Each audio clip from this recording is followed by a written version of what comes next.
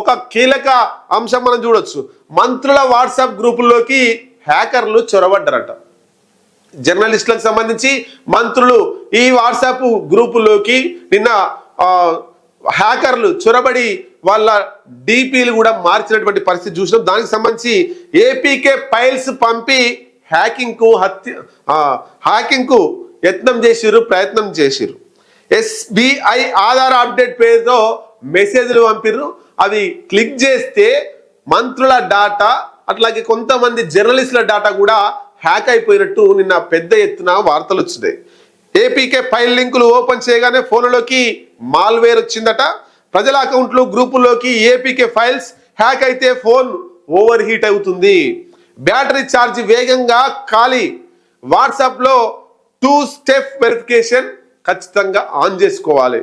ఫోన్లో call forwarding ను disable చేసుకోవాలని పోలీసులు సూచనలు చేస్తున్నారు. మొత్తం మీద మంత్రుల స్థాయి వాళ్ళే హ్యాకింగ్ గురైరంటే కామన్ పీపుల్ ఏం చేయగలుగుతారు? సో ఇక్కడ అవగాహన పెంచుకోవాలి. ఆ ఐడియా, దానికి సంబంధించినటువంటి పూర్తి సమాచారం మన దగ్గర ఉండాలి. హ్యాక్ అయితే ఏం చేయాలనేటువంటిది, ఎట్లా ఫిర్యాదు చేయాలనేటువంటిది కూడా పోలీసులు చెప్తున్నారు. మంత్రుల వాట్సాప్ గ్రూపుల్లోకి హ్యాకర్లు చొరబడ్డారని తెలియడంతో రాష్ట్ర cyber security bureau cyber crime పోలీసులు అలర్ట్ అయ్యారు. అంటే ఇన్ని రోజులు చూడండి, గ్రామ స్థాయిలో సామాన్య జనం హ్యాక్ అయ్యి వాళ్ళ అకౌంట్ల నుండి డబ్బులు వందలు వేలు లక్షలు కోట్లు కూడా సైబర్ నేరగాళ్ళు ఎత్తుకపోతే పోలీసులు స్పందించలేదు. కేవలం నిన్న మంత్రుల ఫోన్లు హ్యాక్ అవుతే నిన్న సైబర్ సెక్యూరిటీ సైబర్ క్రైమ్ పోలీసులు అలర్ట్ అయ్యారట. చూడండి, సామాన్య జనానికి ఏమో అలర్ట్ గారు, పెద్దవాళ్లకు జరిగితే అలర్ట్ అవుతున్నారు. రైట్. NCRB పోర్టల్తో పాటు స్థానిక పోలీస్ స్టేషన్లలో ఈ తరహా ఫిర్యాదులు చేయొచ్చట. చూడొచ్చు మనం. వాట్సాప్ హ్యాక్ అయితే వెంటనే www.whatsapp.com/contact లో ఫిర్యాదు చేయొచ్చు.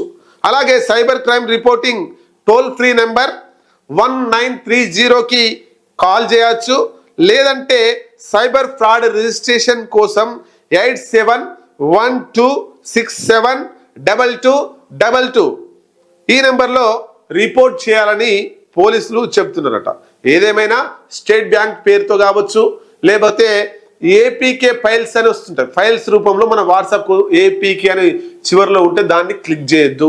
ఇది గుర్తుపెట్టుకోవాలి. మనం అవగాహన కలిగి ఉన్న రోజులు మనం హ్యాక్ గురిగాము.